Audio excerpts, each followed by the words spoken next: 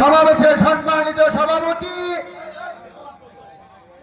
জননেতা এবং কারা নির্যাতিত নেতা জনাব জালালউদ্দিন আহমেদ উপস্থিত থাকবেন। আজকের এই কর্মী সমাবেশের প্রধান অতিথি বাংলাদেশ জাতীয়তাবাদী দল কেন্দ্রীয় সাংগঠনিক সম্পাদক জননেতা জনাব আলহাজ কাজী সাইদুল আলম বাবুল এবং অন্যান্য নেতৃবৃন্দ।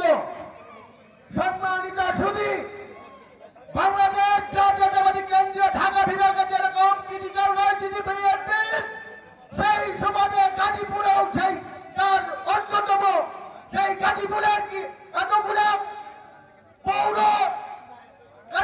উপজেলা শাখা থাকতেও কালিয়াপুরের রাজনীতি একটু ভিন্ন প্রকারের হয় এই বিএনপির রাজনীতি। সেই ক্ষেত্রেও কালিয়াপুর উপজেলা থেকে আমাদের ফুলবাড়ি ইউনিয়নে একটু রাজনীতির চর্চাই বেশি হয়। তবু যদি এখানে ভোট সংখ্যা অন্যান্য ইউনিয়নের থেকে কম হয়ে থাকে, তবু এখানে বিএনপি মানার অর্জন বেশি। কিন্তু সাম্প্রতিক সময়ে আমরা কি দেখতে পাচ্ছি?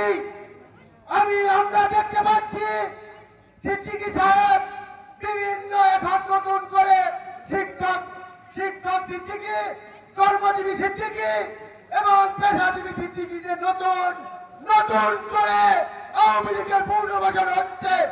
আমরা কিন্তু অবশ্যই আপনি মনে করেন কি এই ফুলবাড়িয়ার মাটিতে আপনাকে আওয়ামী লীগের পুনর্বাসন করতে দেব? তবেই না।